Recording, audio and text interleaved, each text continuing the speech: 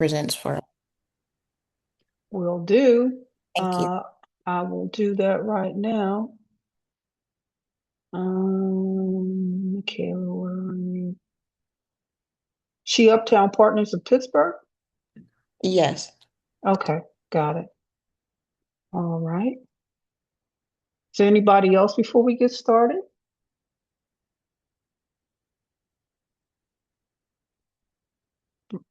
Brett, you want to lower your hand or do you have a question? Okay.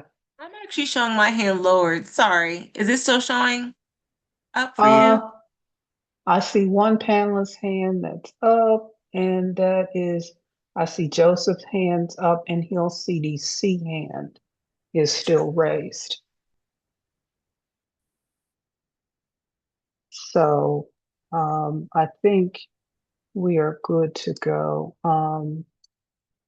And as I said, everyone, thank you very much for your patience. I greatly appreciate you bearing with me.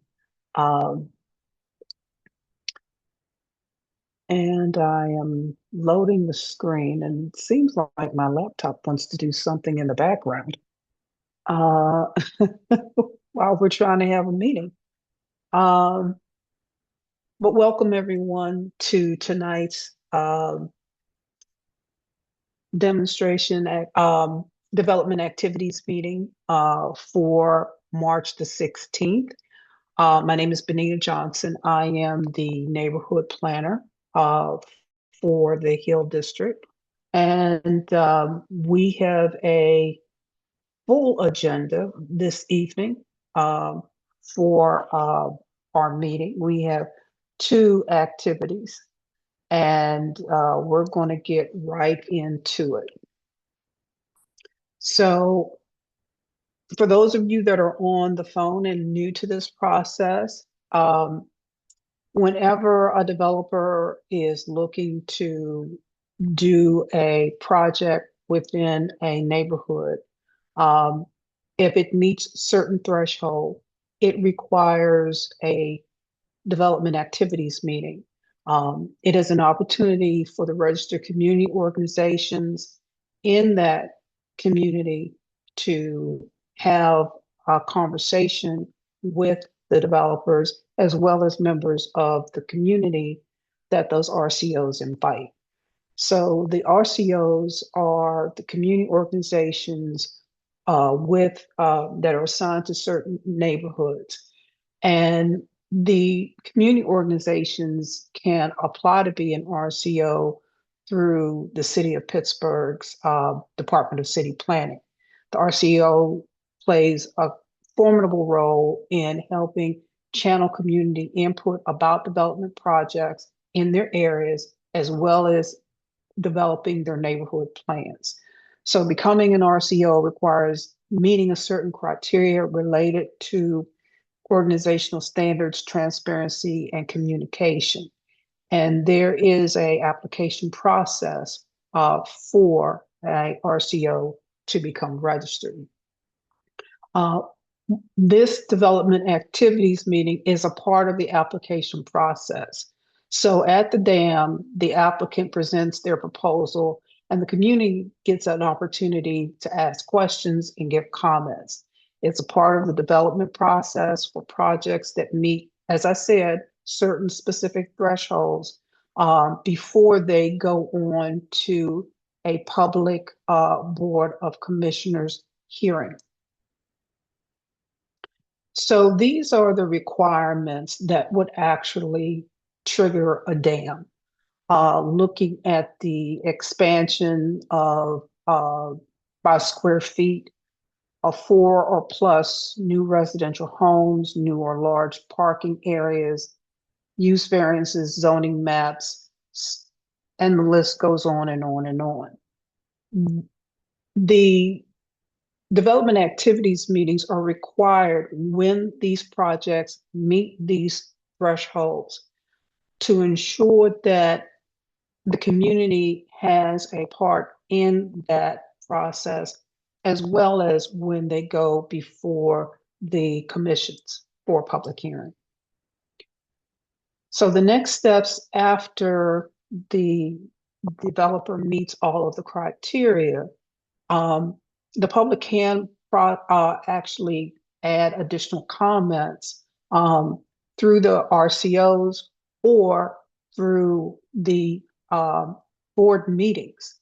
And once the calendar is set for that development to actually go on to the schedule for review, then my apologies. My camera doesn't seem to be working either. So thank you very much for your patience.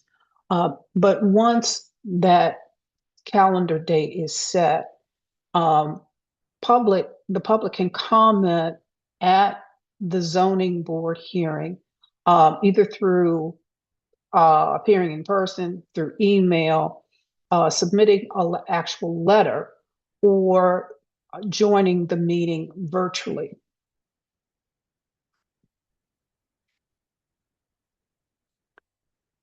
The Public Art and Civic Design Commission, once again, if the project, such as one of our projects this evening, has to go before the Public Art and Civic Design Commission, they also have to go through the public comment period, a part of this dam, as well as through the process that I just described. Now, with the next steps with the planning commissions, the comments can be shared again with the RCOs in public. They can be mailed to 412 Boulevard of the Allies, or the person can show up in person and make their comments known.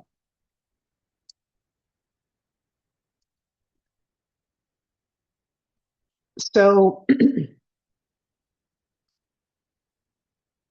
let's see.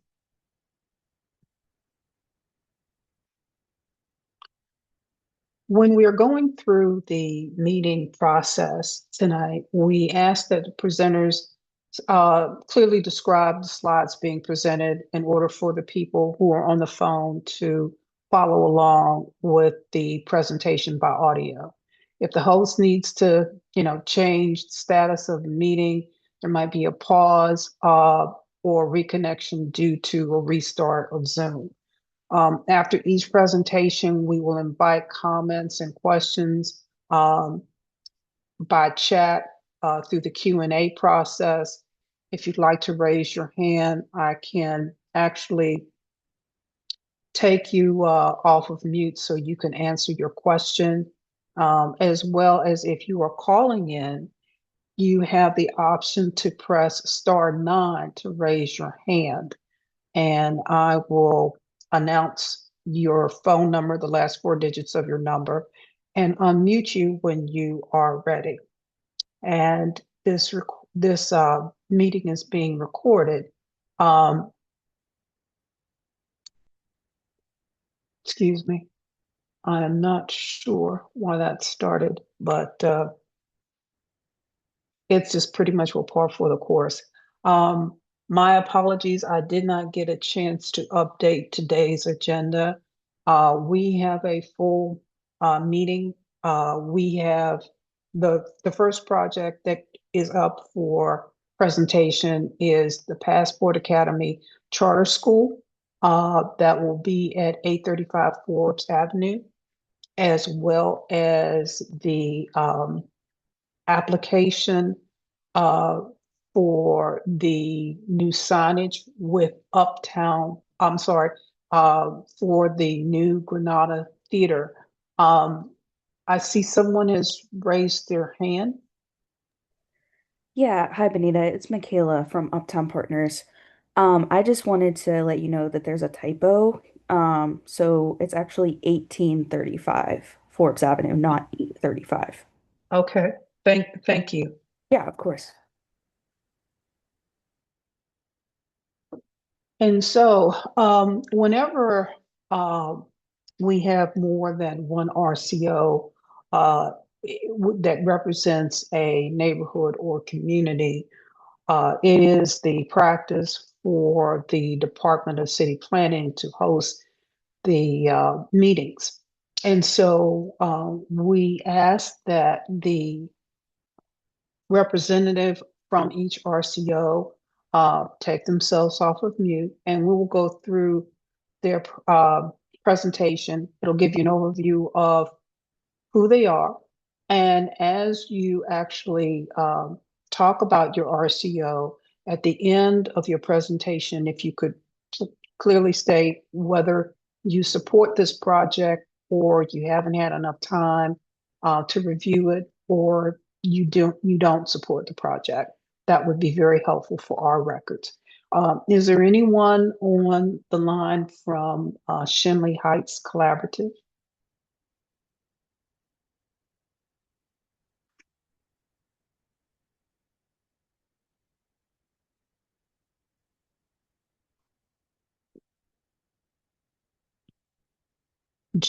Joseph, are you with Shenley Heights Collaborative?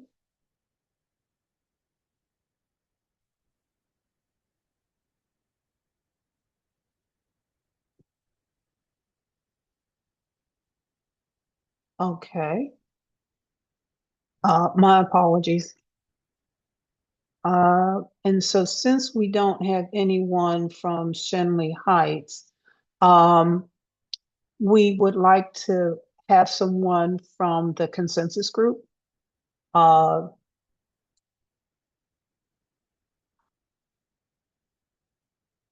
Is there someone from the consensus group?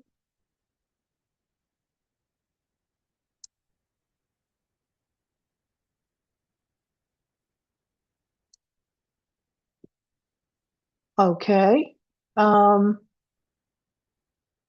If there is no one from the consensus group, let's go to the next RCO.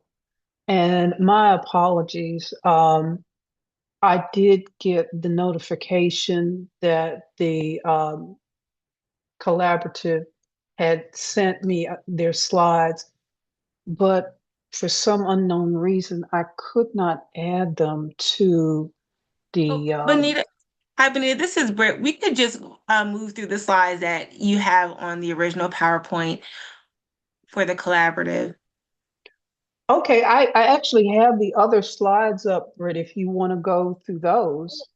Well, no, that's okay. It's just that they were supposed to be infused with the other slides, and the more important slides that we want to make sure we go over is a part of the master slide deck. So we can go through this one and just update for next time.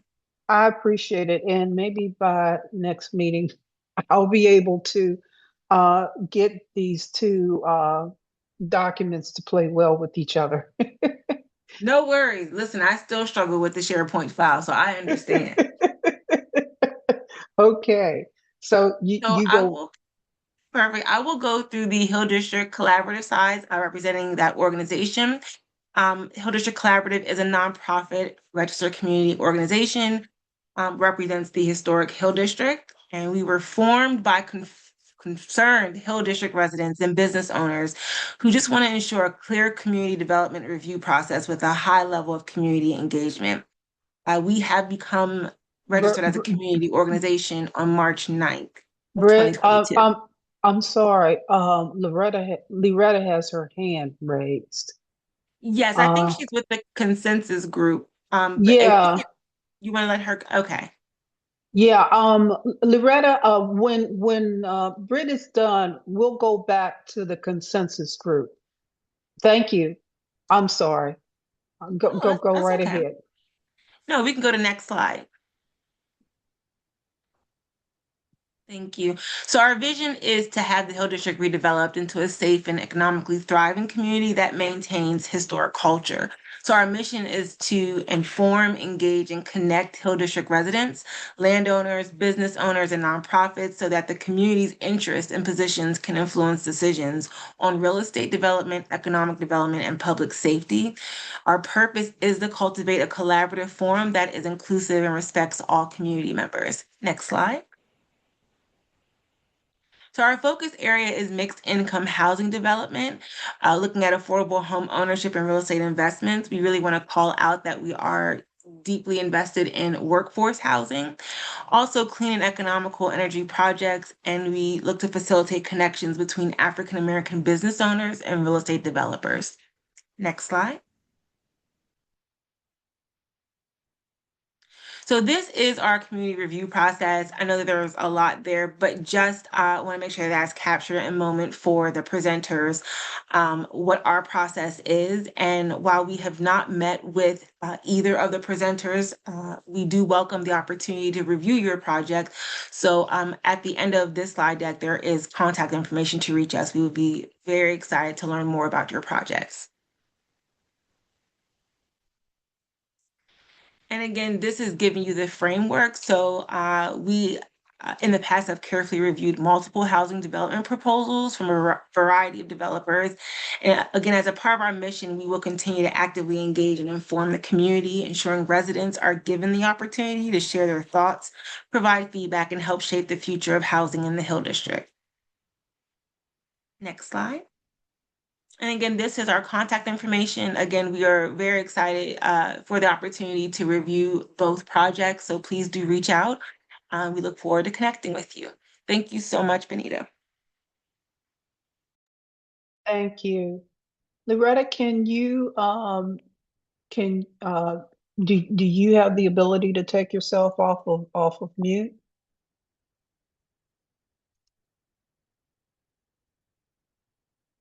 Can you hear me now? Yes. Give me 1 minute and I'll excuse me. Give me 1 minute and I'll find your slide deck for you. Here we go. Good evening, everyone. My name is Leretta Payne. For those of you who do not know me, I am here on behalf of Hill District Consensus Group. I am also a lifelong Hill District resident, a small business owner of Hill District Notary, and I am also the co-chair of Pittsburgh Human Rights City Alliance.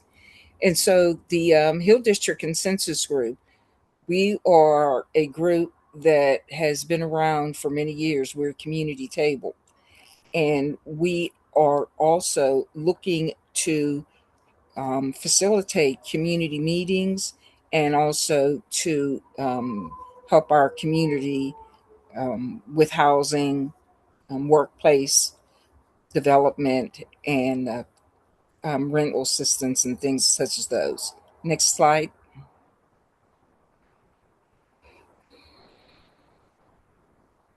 Here's our list of our staff. We were, and as some of you can see, Miss Edna Council there. She's still actually leading our organization as well. Although Miss Edna still stays at home, but she's very much involved. Carl Wedwood, he's the board chair. He's been around for a very long time, so we appreciate both of those people very much. Next slide. This, I'm not going to spend too much time on this because I know we have very limited time, but these are our community goals for our master plan throughout the entire Hill District. Now, one of the things that I do want to mention is that in our community plan, the community plan, it mentioned about vacant lots being turned in, some of them being turned into parking lots. So I wanted to keep that on people's mind that that should not happen. We have plenty of room here to build houses, not parking lots. Thank you. Next slide. And yeah, this is our these are our members that help throughout the year, no matter what we're doing. We have a lot of volunteers and we appreciate them very much. They do come when we ask them to do, and that's part of our community table where we can help volunteers, we can help our residents and our business owners, small business owner in the community. Next slide. Thank you so much. I appreciate every one of you, and I can't wait to talk to you later. Thank you, Loretta.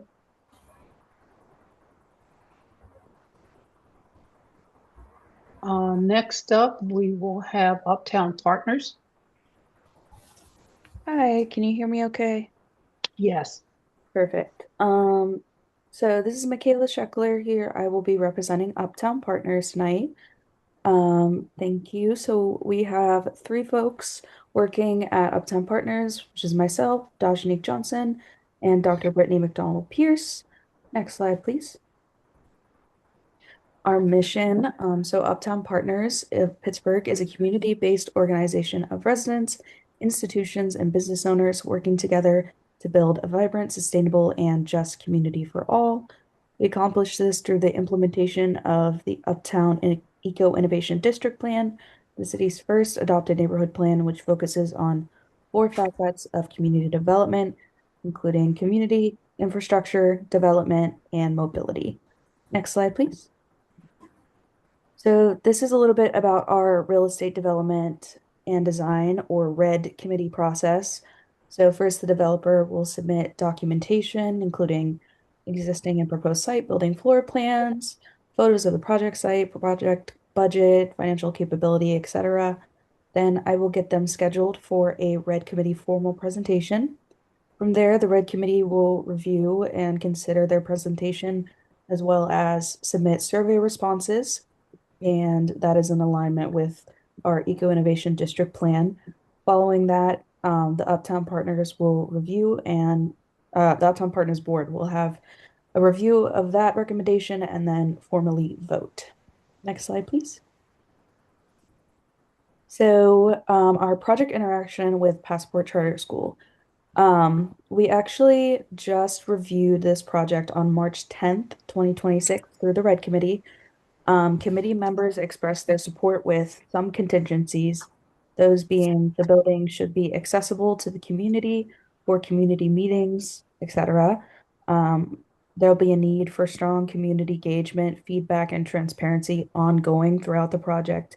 And once the school is open, and there should be parking accessible to the residents of Mackey Lofts that is next door to this property. I also included a survey response quote from one of our committee members. And it says, it would activate what has been a pretty sterile space, adaptively reuse an existing building, and bring coffee drinkers to the neighborhood. The school has a good mission too, to lift young people up through education, so in their futures, hopefully they won't need other supportive services dotting the neighborhood. And as far as our stance, we would like to have further community engagement since this project was kind of a quick turnaround for us. So we would like them to engage with our quarterly community meeting on March 25th before Uptown Partners Board expresses support or votes for this project. Next slide. As far as the New Granada Square commercial project, we haven't interacted with that project, and so we'll be deferring to the other Hill RCOs that are more familiar with this. Next slide, please. If you need to get in contact with me, my contact information is on the slide. mscheckler@uptownpartners.org is the best way to reach me. Next slide. And then please check out all of our social media when you get a chance. Facebook is Uptown Partners of Pittsburgh, Instagram is Uptown Partners, and our website is uptownpartners.org. Thank you so much. Thank you, Michaela. Next, we have the Hill CDC. Hi, Ms. Benita. I will be speaking on behalf of Hill CDC, and I want to just open and say that our presentation that you have does not have any of our mission or Hill CDC information for introduction. So I'm just going to verbally, okay, great. We are a place-based organization focused on the redevelopment and revitalization for the Hill District, as you see here, where culture meets legacy, and we are celebrating 38 years. You can go right to the next slide. Talking about our three focus areas, we focus on people, place, and policy as a part of our mission. You can go to the next slide. And a part of our mission, we work in partnership with residents and stakeholders, as you see here, to create, promote, and implement strategies and programs that connect plans, policy, and people to drive development opportunities in the Greater Hill District. And a little bit more about our work on the next slide is our core work here are real estate development, economic development programs, and policy and planning. Next slide. And this is a little bit just about who our RCO is with our development review panel. It's a panel made up of various Hill District groups and stakeholders who all engage as the RCO in any of the development projects within our community boundaries. Next slide. And a little bit more about the background of the DRP. The DRP streamlines community review on behalf of the Hill District as the RCO, which was founded about over a decade ago. And the DRP model was designed and adopted by Hill CDC after negotiations with partners and stakeholders. So very well informed by the community process. Next slide.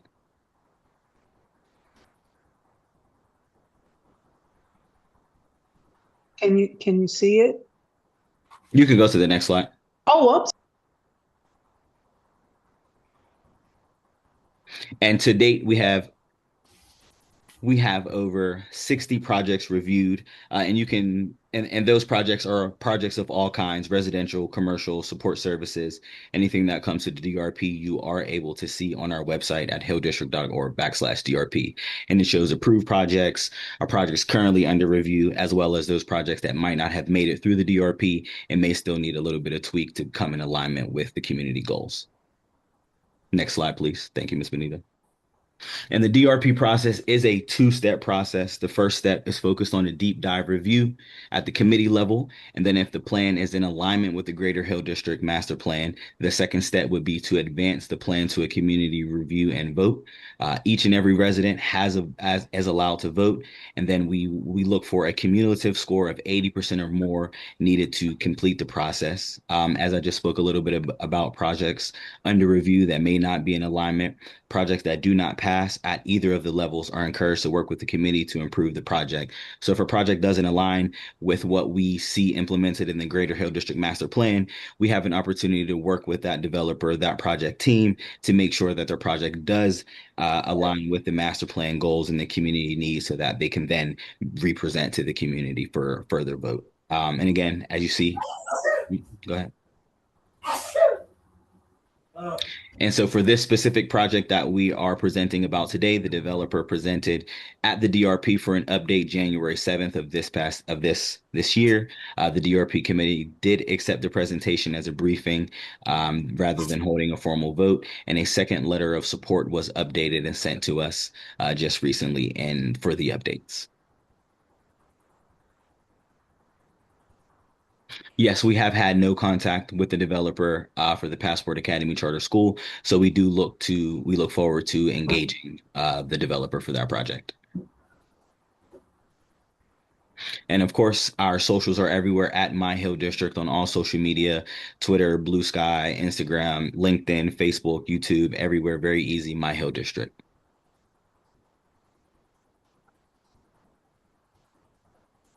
Thank you. Thank you. Now, our first presentation for this evening will be on the charter school.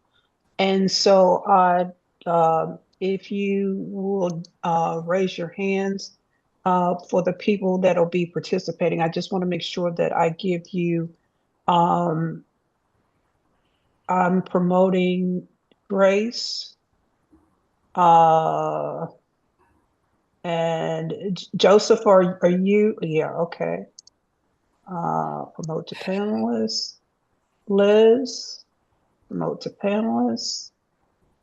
So you should all be able now to share your screen.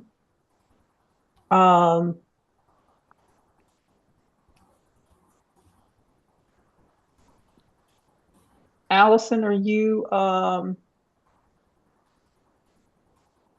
able to unmute and share your screen as well?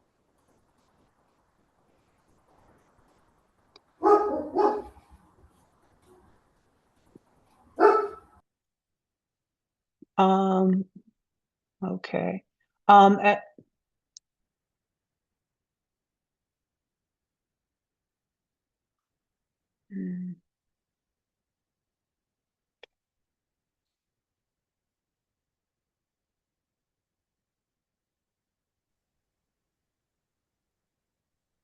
Peggy, I'm unmuting you and promoting you to panelist.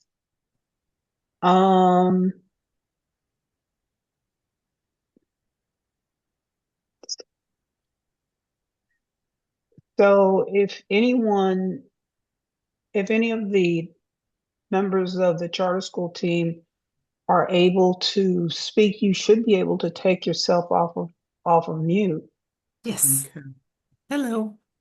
And you can share your screen. You should have the ability to share your screen. Great.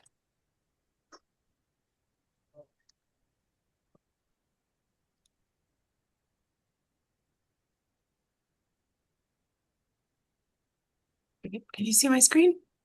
Yes. Great.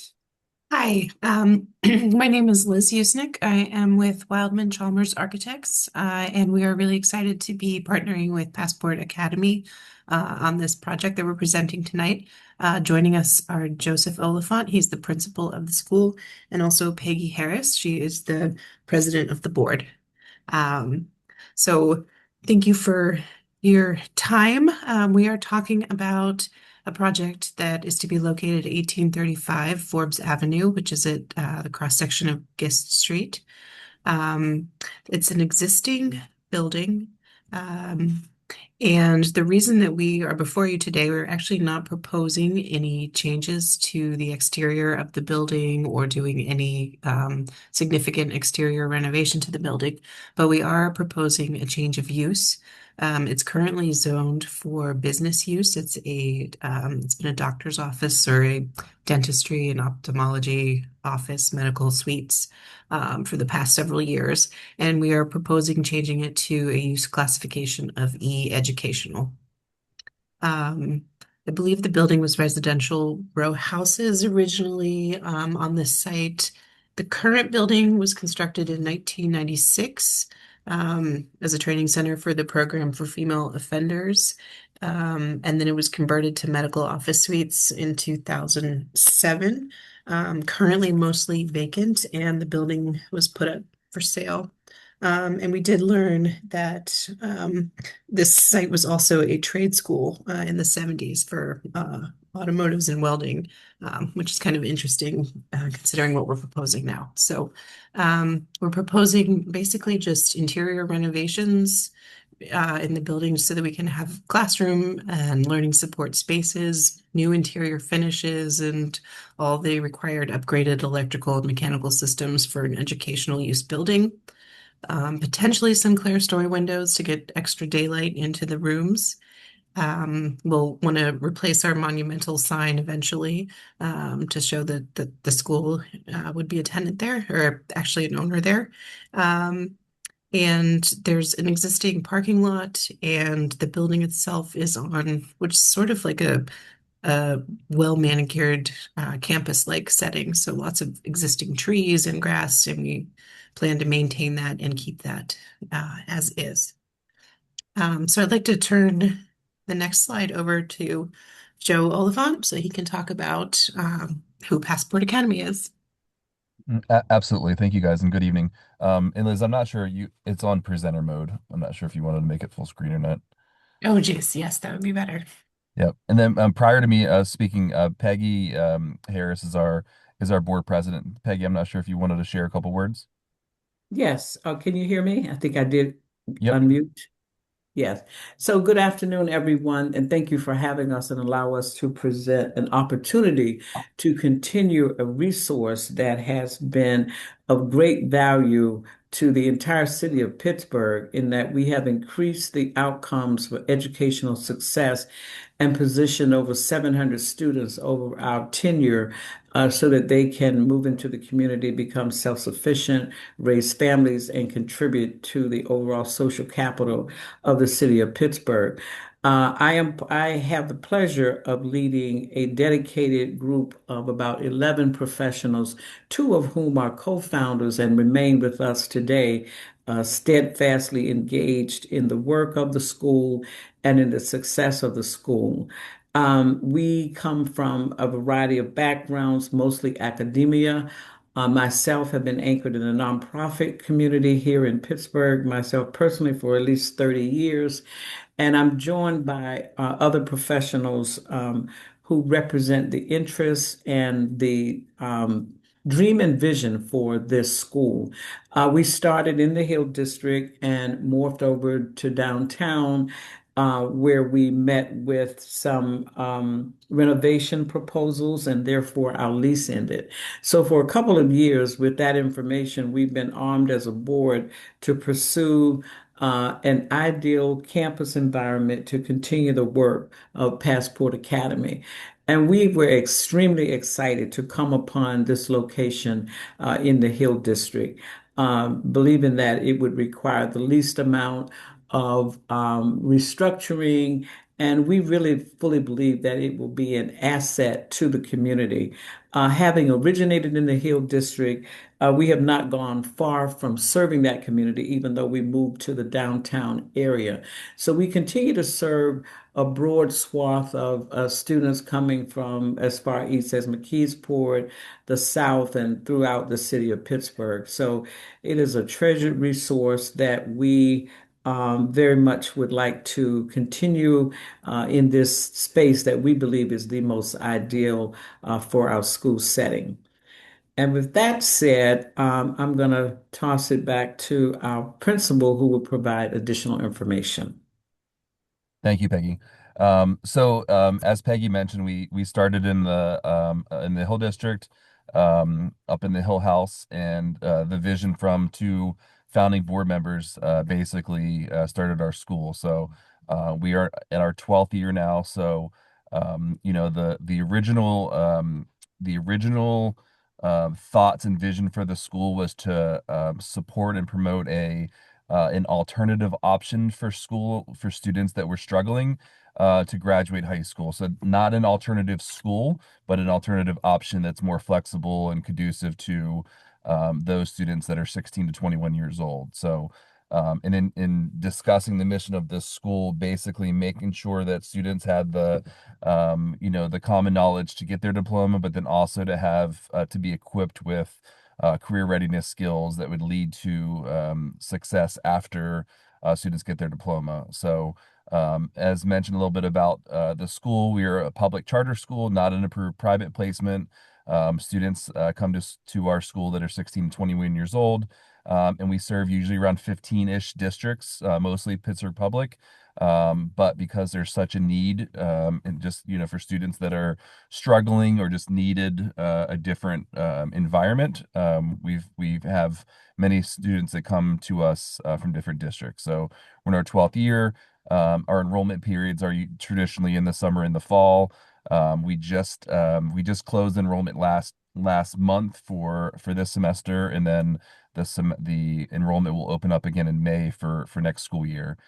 We've graduated about 700 students to date, with right now another 80 scheduled to graduate here in the end of May. And our school is designed to be small, so you'd never have a 500 student campus.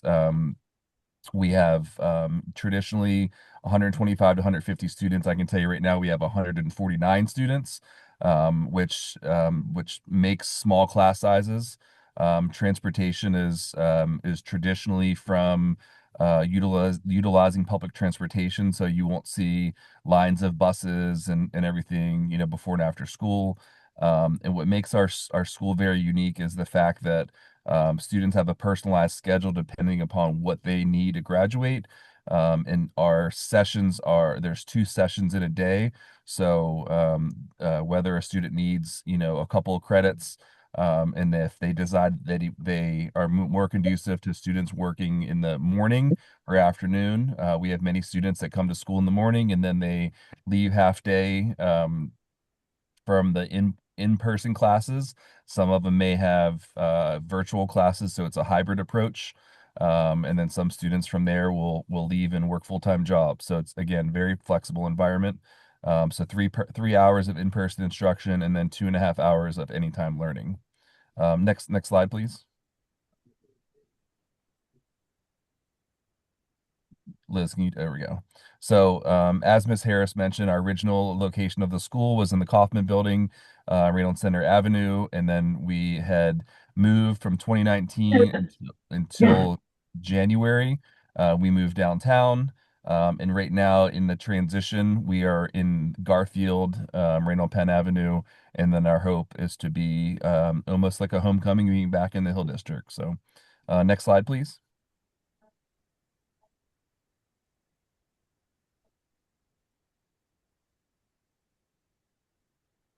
So I want to share, as we talked about the career readiness and the career embedding of the career skills.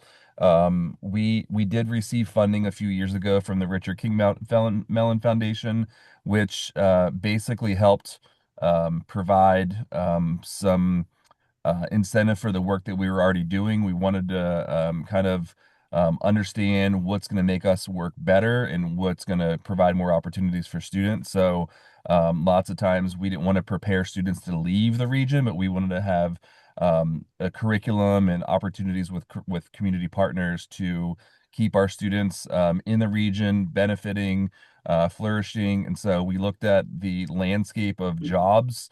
We looked at those jobs that are available, those jobs that didn't need high-end degrees, and so that way that students could engage in learning and having good paying wages right out of their getting their diploma. So as you'll see, some of the career clusters on the right, we look to embed these career clusters and curriculum and teaching.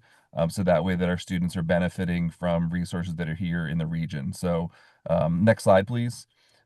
You'll see some of our partners currently that we utilize are directly from that research. That RK Mellon supported us through a research project through the RAND Institute.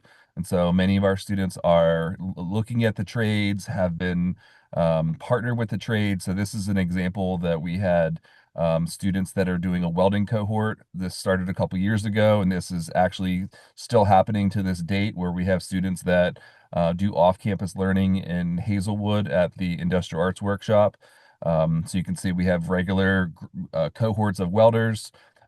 Just to show the picture on the bottom middle, the lady to the left there standing with a bunch of our students is actually the construction manager for UPMC, who talks with our kids, mentors them, and just connects them with opportunities. So, and then the top right, you can see all the various community partners that are kind of aligned and mission aligned, depending from the CVS Workforce Investment Training Center to A's Vision, who helps support getting our students driving lessons and license. And then from teen parenting through the Carnegie Mellon Robotics Academy, we actually have a pre-apprenticeship program in our school that comes in every other day and supports our students in getting credentials to be robotics technicians, not to go to Carnegie Mellon essentially, but to be prepared as soon as upon graduation to have an impact in working and having good wages. So Teen Elect is our parenting program from Center for Victims. All these organizations were suggested to us from this study that we've had opportunities to engage our students with. Next slide, please.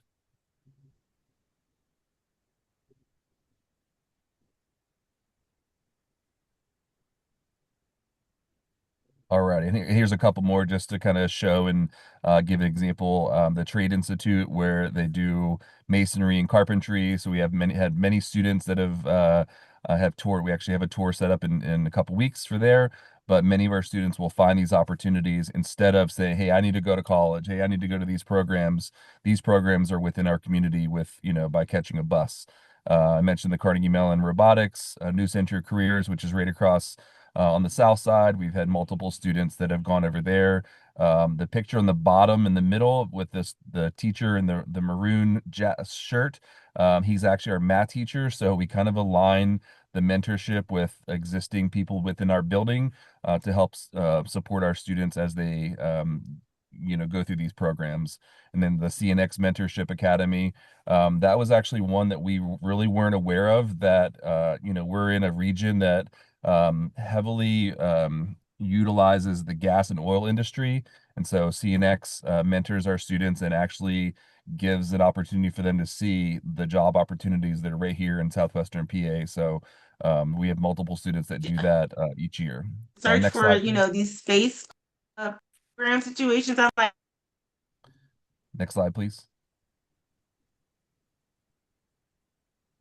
Okay. I can speak to this one. So this is kind of a close-up view of the proposed site. It was selected, as Peggy and Joseph were mentioning, these for, the fact that it's an existing building, it's in a neighborhood that they're excited to be a part of. It's got bus stop access. Most of their students use public transportation to get to and from school. So these stops are right there that will allow for that. And again, the campus, we don't propose any modifications to it in terms of how it looks, how it's landscaped. And as the students are arriving by public transportation, they will not, there are no buses that the school uses. So there'd be no real changes to the infrastructure either. So um, that was our presentation. Thank you for your time. Happy to answer any questions. Thank you all. We'll open up the floor. Dr. Ellis, you have a question?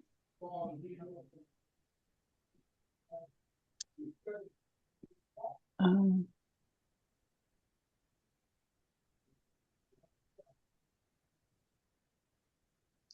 Go ahead, Dr. Ellis. You should be able to talk. All right, thank you. Thanks so much for this presentation. Did you say how many students you serve? I may have missed it. Yes, ma'am. Traditionally, our enrollment runs from about 125 to 150, 160. So it all depends on students that are enrolled throughout that year. Okay, great. And is this the just I'm trying to imagine where this is because I'm pretty sure I drove by it many times. Is this the where they had sort of like eye care, something like that? There was some Yes. Yep. building. Yep. Yeah, Exactly. that's a great building. Um, and I wanted to also ask, well, I love what you all are doing, and congratulations. I think this is fantastic. Thank you. And do you, I'm assuming based on the what you showed us in terms of the students being involved in all of these other activities, that you work closely with the oh, I'm going blank, forgive me, but with Angela Mike and the program that she runs that So combines. yeah, so I'm familiar with Angela does some great work at PPS. So with us not being a Pittsburgh public school, our students may have, if they were involved in CTE, that she runs the Career and Technical Education program, Yeah, which is a much broader program that's very intricate and planned out. Once students leave Pittsburgh Public and they no longer attend school there, they're now with us. So we don't replicate the CTE, but a lot of what you saw was basically how we can still keep these students interested in these trades and these different support services. So I'm very well aware what she does, and but we don't have as robust since we're a smaller school. But as you see, some of the connections, we make those connections to support some of the same things, but just not on a grand scale, if that makes sense. it does. I'm a little sad because it Me sounds too. like both of your programs, you cover a lot of the same territory, and it's I Yep. don't know. I mean the participation in certain areas is lower in the CTE program, and you all sound like you're doing a great job, and that you also need some assistance just in general. So I would love to see a stronger partnership there, but I won't force that, and that's not for this meeting. Yep. We can Um, we can talk we can talk offline about that. But yeah. I know Angela Mike, and she's doing some great work. Yes. And then my last question is, how many, if you know, how many Hill District residents attend this school? And are you all just transferring your current students? Is there a way to recruit other Hill District students now that you're moving back into the Hill District? You may or may not have heard we're having some trouble with some of our schools. So if this is an alternative, it would be great to be able to advertise to the residents that there is another alternative. Yeah, that's a fantastic question. So originally the school was designed for the higher population of students that weren't being successful in getting their diploma. So we hope, and I don't have the exact numbers right now, but about 60-ish, 60 or 70% of our kids do come from PPS. So it all depends. And so the recruitment part of it, I mean, absolutely. What I don't want to have is any competition because, traditionally, if a student is going to XYZ school and they're getting good grades, like, hey, more power to it, roll with it. However, if you're feeling disconnected and you're having some challenges and it's not working for you and you're in danger of dropping out, then that's where we kind of want to step in and say, hey, here's an option for you. So I don't want to recruit students per se from the area, but if you're a student that's struggling, hey, we'd love to have a conversation with you. I hope that makes sense. It does. And if you could give us some information, because actually one of the issues is literally absenteeism. So Yeah. some students just simply are not going to school anywhere. So Yeah. they're open for recruitment.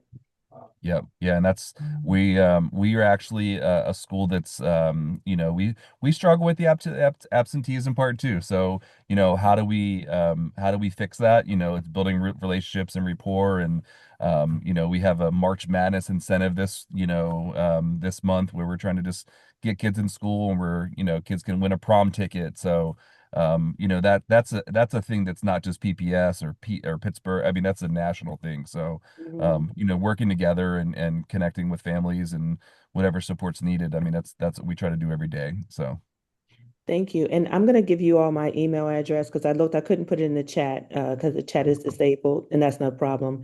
But can you email me some information? My email is historic.hill@gmail.com. That's historic.hill@gmail.com. And my name is Kimberly Ellis. And thank you all. thank you. Thank you, Dr. Ellis. I did promote you to a panelist. Try the chat now and see if you could put anything in there. Um, Brittany, I believe I saw your hand raised. So Dr. McDonald, the floor is all yours. Thank you so much. Hello, I'm Brittany McDonald Pierce. I'm the executive director of Uptown Partners of Pittsburgh. We're the RCO that is typically side out to, engage whenever there's going to be a project in the Uptown community. Because I didn't know too much about this, I wasn't able to give, too much feedback with the quick turnaround time and everything with whenever you all were able to present to our Red Committee. But I wanted to ask, when was this property purchased? It's in the process right now, we have an agreement right now, in getting it purchased. So, Okay. obviously we can't purchase the building if we're not getting all the approvals and so forth. So, we started a few months back. A few months ago? Okay, Yeah. that's really what I wanted to kind of gauge is whenever you decided that you would look at this space, and it is a wonderful space. Also, I wanted to suggest possible opportunity for engagement at the Uptown Partners quarterly community meeting that'll be held on March 25th. So if that's something you all would be available for, I will connect you with Michaela and Dashanique on my team, and they can get you set up for that. Sure thing. Yes. Yeah. Can you throw your chat in your email Yes, in the chat? absolutely.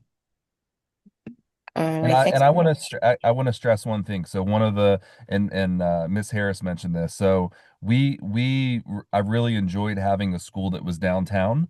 Our building, unfortunately, we just moved in January because the landlord basically cut our lease. Having a centralized location for kids to get to and from school is fantastic. But the building that we called home for 5 years unfortunately it's being turned into apartments and condos. So it's Oh, really Yeah. a shame that we had to, I mean, honestly, we had to pack up our building and just move during the week when it was the snowstorm and it was like 0 degrees. That was the week that we moved to Garfield. So yeah, wow. we're in there as a temporary space right now. And so this kind of really just kind of fell in our lap. I mean, it's fantastic for our school. I mean, we were so excited about it, but yeah, we loved being downtown. It's just very unfortunate. Right. Yeah, that's a tough situation. Benita, are you able to enable my chat so I can put my information in there? Yes. Give me Thanks. 1 minute, No and problem. you should be able to do it now. Okay. Thank you. Loretta, floor is all yours.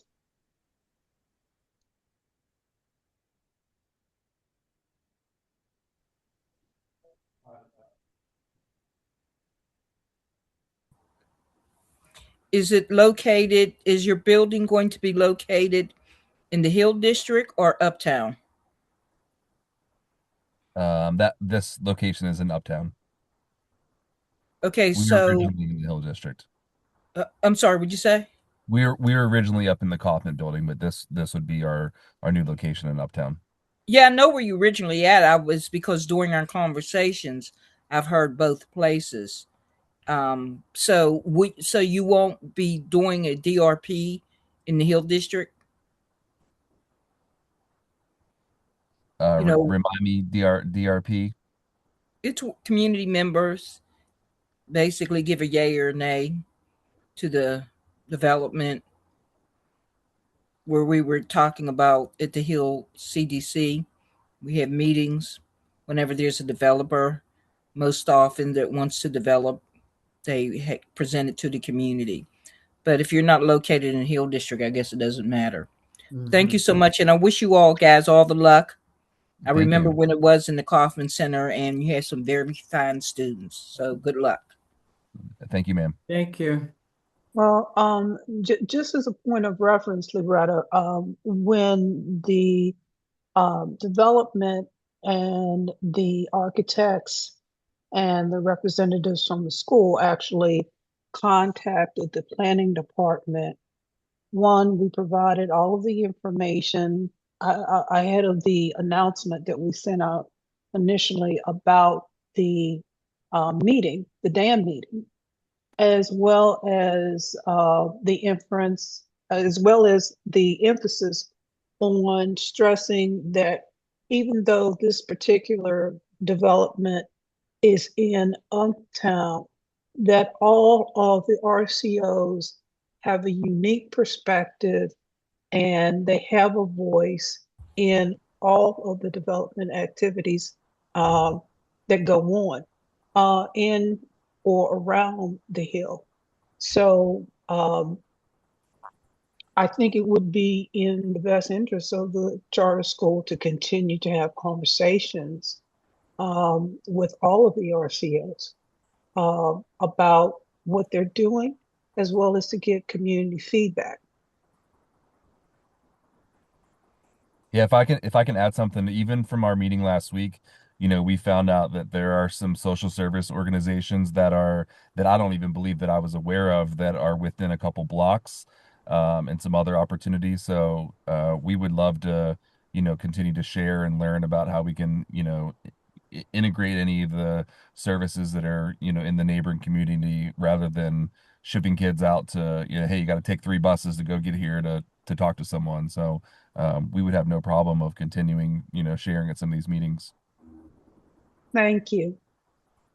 Does anyone else have any questions about the first presentation?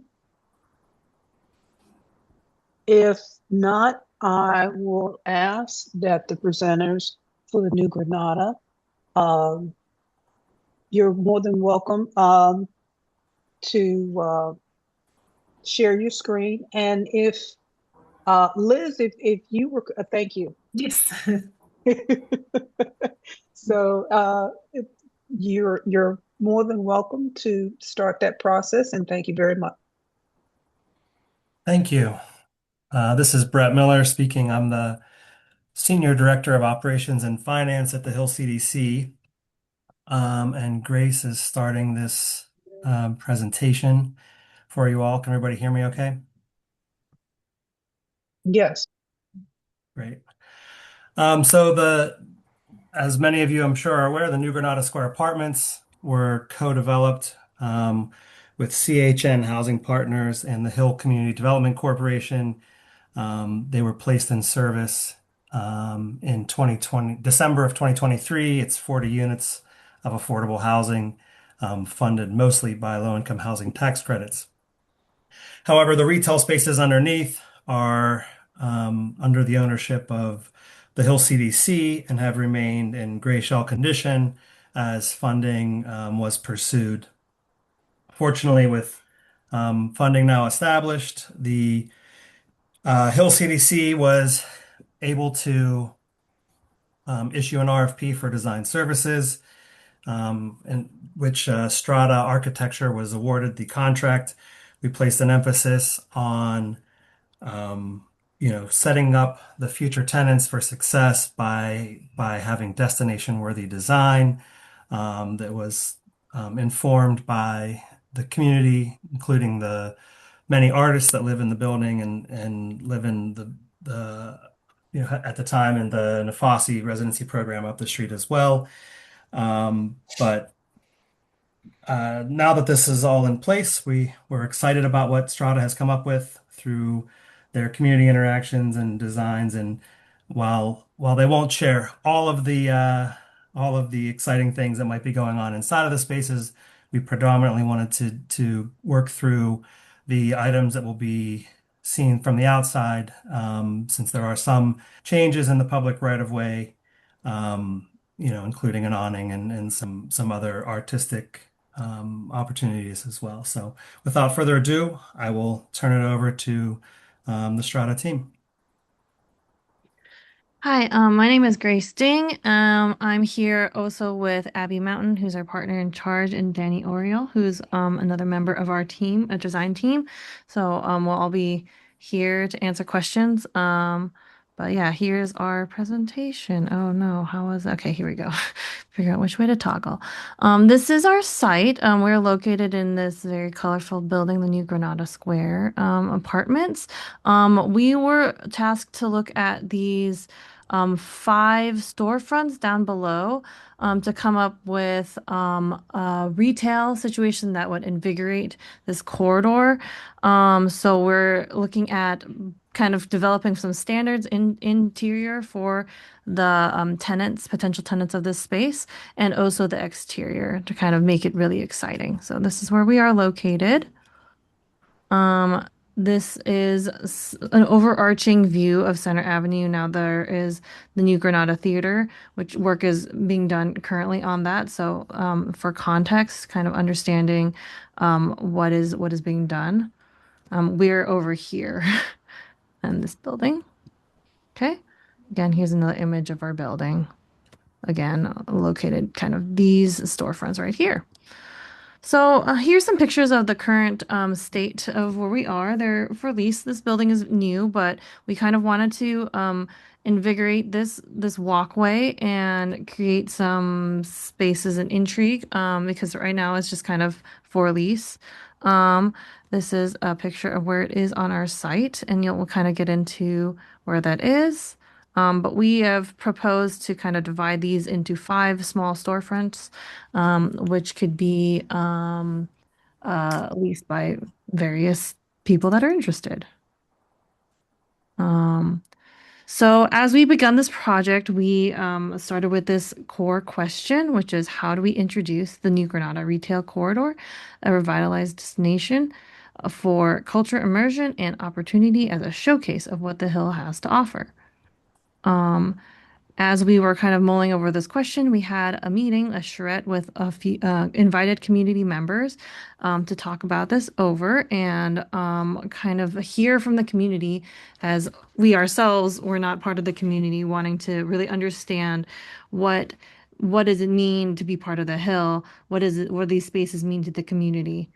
So we did this through a variety of different exercises, where we heard from various people that lived in the community, various artists of the community, business owners of the community, and hearing from everyone about kind of what did they want to see in a space? How could a space transform to day to night? What's a space that is you want to go to? How is it unique to the Hill? Kind of really digging into what do people invested in this area really want to see. So from that charrette, we came up with these six key tenets of the project, which is vibrancy and creativity, being bold like the hill, being of the hill, feeling like it's from here, created for the hill. Oh, sorry, of the hill, for the hill. So from created from people of the hill and also for the hill, for the current residents, being pragmatic, flexible, and having a cohesive identity. So here's some precedent images of things that we're looking at. You're going to see some backlit panels, kind of with this similar aesthetic, and then also some thermoplastic paint. These are just some examples of what other people have done. This is a similar material to what people use to make crosswalks. So it's kind of baked in. It's a little bit more durable than just kind of painting the sidewalk. So those are kind of the pieces that we are looking at in this proposal. So we have this awning that we are proposing, and then we are cladding our columns with these images, which will have to be designed, but here are some, um, we'll get more into that a little bit, some sketches of what these could be. Wanting to draw from concepts of Afrofuturism, thinking about both the past and the future of the hill, and drawing from some futuristic elements or some traditional African patterns. And you'll also see here on the ground that we're proposing some thermoplastic designs which fit in with the themes of these illustrations. These illustrations haven't been designed yet. We are going to work, ideally going to work with a local artist, and this is kind of the prompt for the brief that we've given them. But yes, we're kind of thinking about how can we both celebrate famous people from the hill, famous places of the hill, or the arts in general. And how can we kind of work together with some of the themes that kind of tie together the rest of the building. I'm going to keep moving on.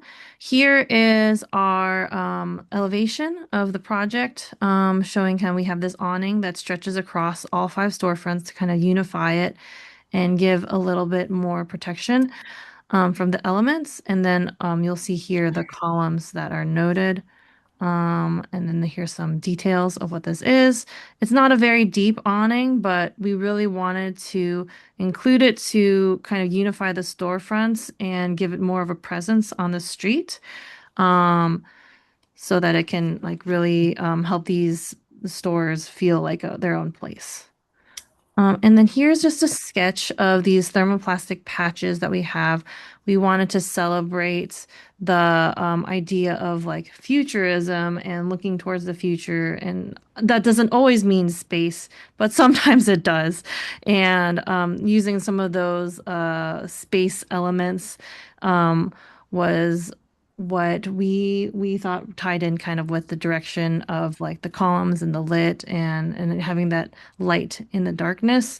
And what you'll also see here on our thermoplastic designs that we are in still to be designed, but what we want to do is kind of use some of that traditional kente patterns and colors to put those into the stars, which is what the facade is based, has a metal paneling, which is based off of kente cloth. So we wanted to really draw that into the thermoplastic designs on the sidewalk as well. So this is kind of the whole thing all together. And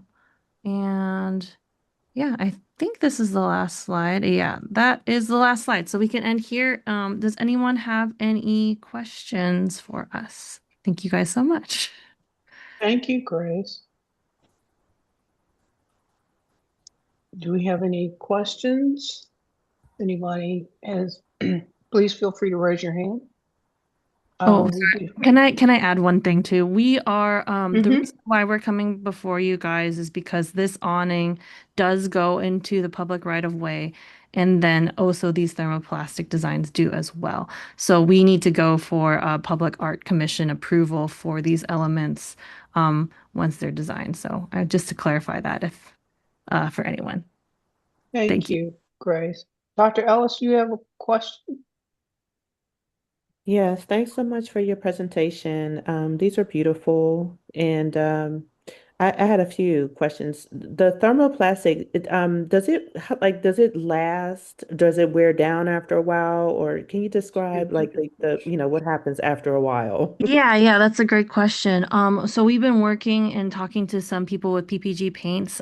They do this all the time, and that's why we wanted to show those example images of what other people have done. It lasts a lot longer, and it because it's like a thin piece of plastic that's kind of baked into the sidewalk as opposed to just like paint would be if you're familiar with like Strawberry Way, that's just paint, but this is kind of more of like a crosswalk material, and they've done like very intricate designs like we were showing before, and they do hold up better. I think eventually they like start to fade, but the whole reason we wanted to go with this thermoplastics is because it'll be a lot less maintenance than kind of going with paint. Okay, yeah, thank you. And then you described, I mean, when you walk by the building, the retail section, I think it looked like four or five sort of square areas. And the architectural design that you showed us, it sounded as though you're making the areas smaller, so that you can get more. So Um, yeah, can you describe that or just kind of explain that more? yeah, that's a good question. Right now, this space is completely open. It has not been finished. It was originally designed to have these five storefronts, so that was kind of always the plan. But yeah, now right now the Hill is just preparing to kind of build these out so that people can start leasing them and being in them and having a great storefront for their projects. So yeah, the plan was always to have five. This one is larger, and the other four ones are a little bit smaller. So, but this first one on the corner was always planned to be a restaurant, and the four remaining ones are kind of whatever, depending on public interest and who wants to go into those spaces. Yeah, You want they to? range from about like 750 square feet to close to 1,500 square feet. But it's the same total of around 5,000 square feet that it has always been. It's just going to be divided up into five separate bays for five separate businesses. Okay. And do you know what, and maybe this is a question for Brett, but do you know what the going rate would be for being taking up one of these storefronts? Because I did know people who were interested, but it's just sort of the conversation just sort of fell flat. So I'm just curious if there's more information now. We're getting there. That's been a moving target because we had to see we had to kind of complete this design process and this out exterior, but also the inside, and then get hard construction numbers. We did issue an RFP, which we haven't awarded the contract yet to any general contractor, but we now have bids in hand and we're working through those negotiations. So we'll be able to get more concrete numbers on how far our dollars will take us and sort of exactly what the rents will be and what that'll be needed to pay for the mortgage in the building as well as their other costs of utilities and things like that. So we're close to having solid numbers. I don't want to quote anything yet, and especially until we have a signed construction contract and we have those numbers really solid. Okay. Um, what's the projected date of completion? We think, let's see, I would say the fall. Like we're looking at probably maybe September or something like that. Okay. Okay. Great. Well, you're gonna have a happy summer working on things. All right. Well, We thank you all so got to much. get that theater phase done Absolutely, first. But absolutely, yeah. absolutely. Thank you. Thank you, Yep. Dr. Allen. Does anyone else have any questions?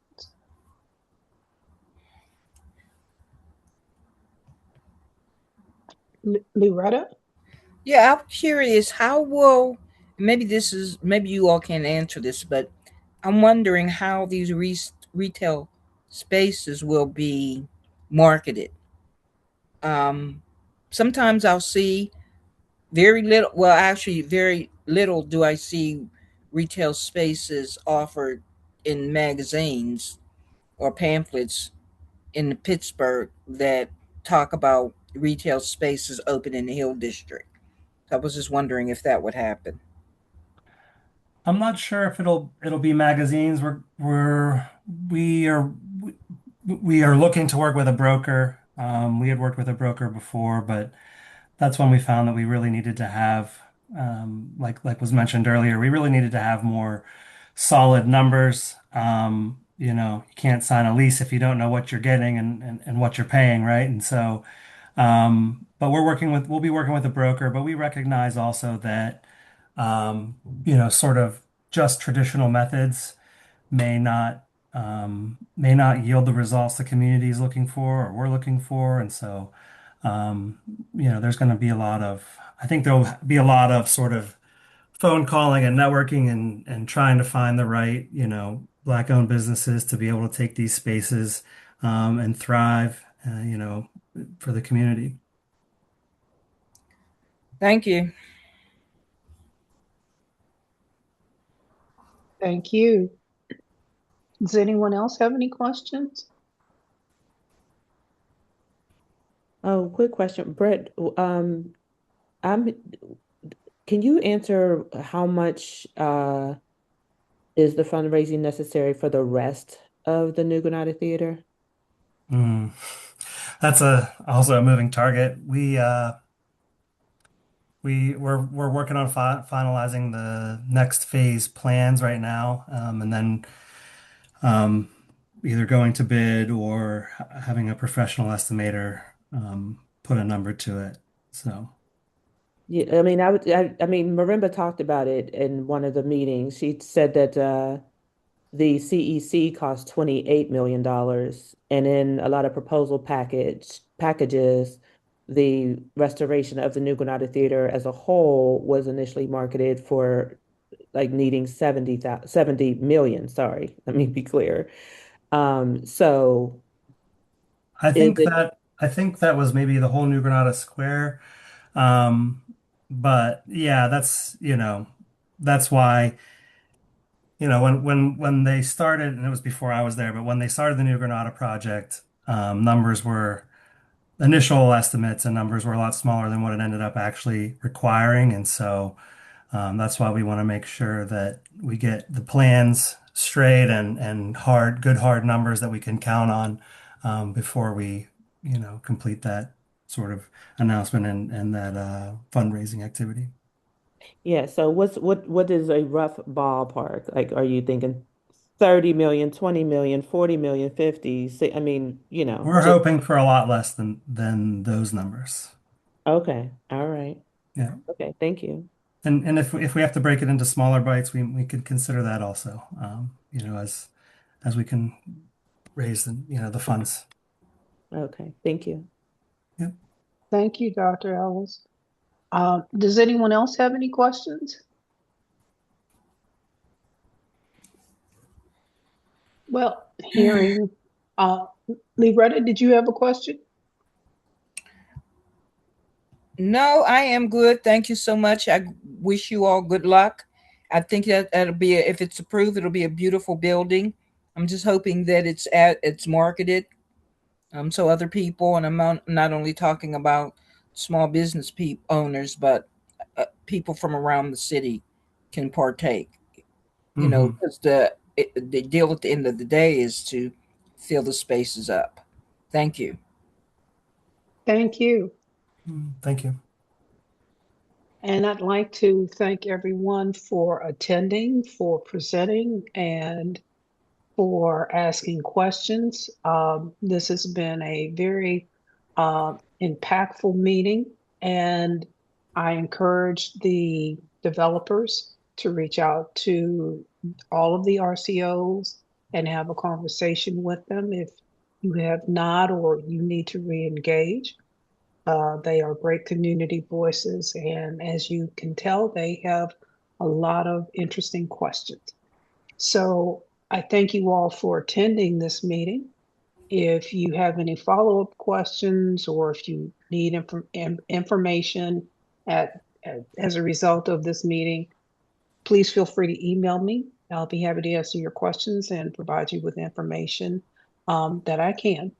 And we should have meeting minutes out to you within the week, as well as the link to the video recording. Thank you all for attending. Have a good evening and stay warm and safe. Bye-bye.